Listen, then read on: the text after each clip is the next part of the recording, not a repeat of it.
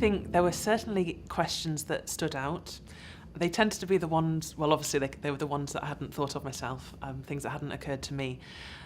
Because when you're starting asking a question, you can almost anticipate some of the questions because you're thinking yourself, these are the kind of things I would ask. And so the ones that were of most interest were the ones that really came out of left field. And sometimes that was because people themselves had experienced what I was talking about. And sometimes they were just taking a really different approach. I started one of our sessions by asking one question. I was particularly keen to think about what else I could do beyond this certain point.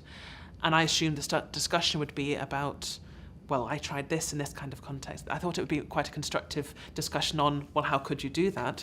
But actually the question that stumped me was, well, should you really be doing that?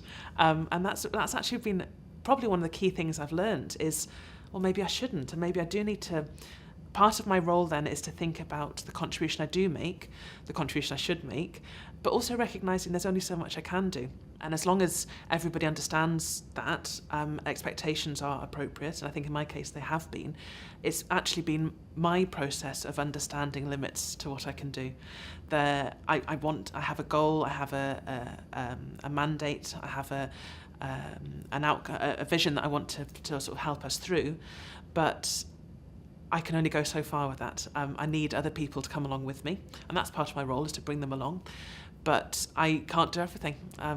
And my constant question to myself, and this is the question that I'm probably taking from our discussions, is, well, should I be doing that? And if I shouldn't, what does that mean for me? Does that mean I just draw a line and walk away? I think more likely it means I have to rethink about this, think about what it is I need to do, what I need to do differently.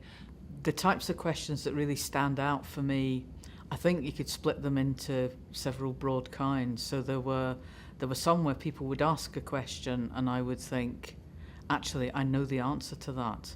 And having that affirmation inside myself that I knew the answer was really helpful. And then there would be some where I would think, yeah, okay, that's a good question, I need to think about that.